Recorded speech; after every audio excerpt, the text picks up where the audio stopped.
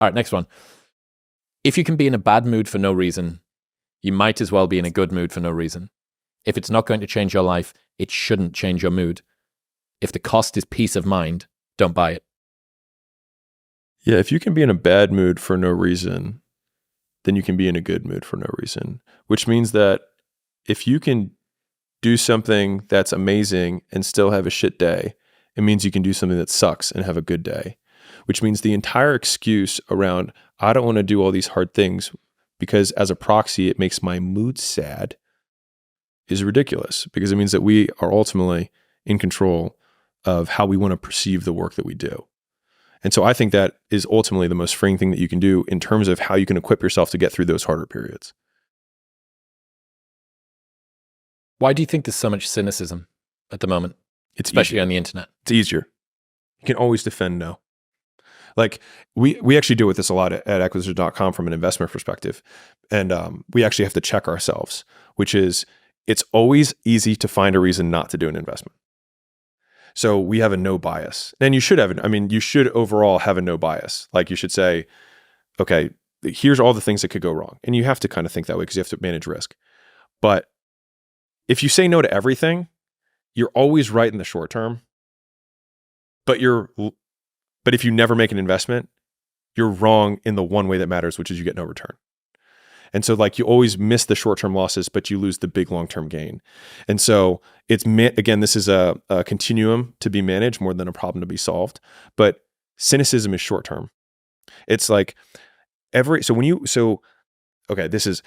you go home, right, and you want to start a new business, or you have a girl that you're bringing back, and your friends and your family are like, she's not going to last, or like, this isn't going to be forever. They are right. Literally every single time, except for the one time you bring your wife home. And in that time, they're all wrong. And it's the one time that fucking matters. And so the idea, but the thing is because of the false positives or the true positives, they might have been right literally 19 out of 20 times. And if they were right the first time and the second time and the third time and the fourth time, why would they bet against no on the fifth time or the 50th time? But you only need one yes or one positive to change your entire life. And so there's this habit, and that's where cynicism comes from, where we get so many positive reinforcers for saying no and being right. But it's only short-term being right, because you have to make big bets to win big. And that also means that you're wrong plenty of times, and people aren't willing to look stupid for being wrong. This school bet could go wrong. I'm betting it's not. But everything has risk. And I've been public about it. Right. And so like, if anything, but like I've played this out. So like, I'll tell you how I played this out. I was like, if it goes wrong, I'll document the things that I learned and that I'll apply next time. And I'll do what I've always done. State the facts and tell the truth. It is strange to think about how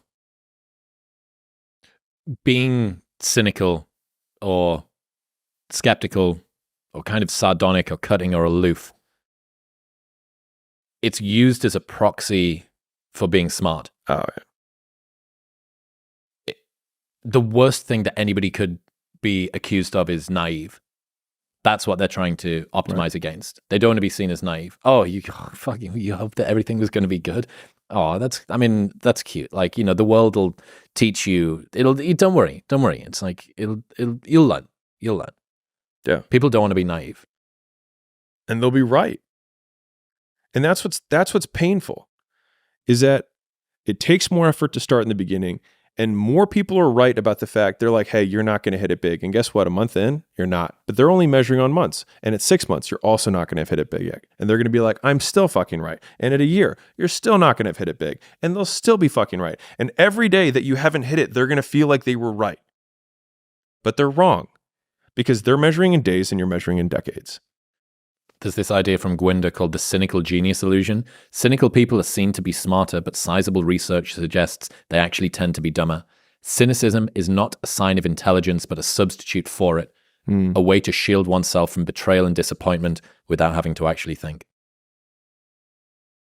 There's a tweet on a Doomsday Money Twitter guy, and he said, he's predicted 16 out of the last 3 recessions. And the thing is that no one no one recalls the other 13 times that guy was wrong. Yeah. And they don't recall all of the gains that probably were made in the marketplace by people who didn't sell during that time period.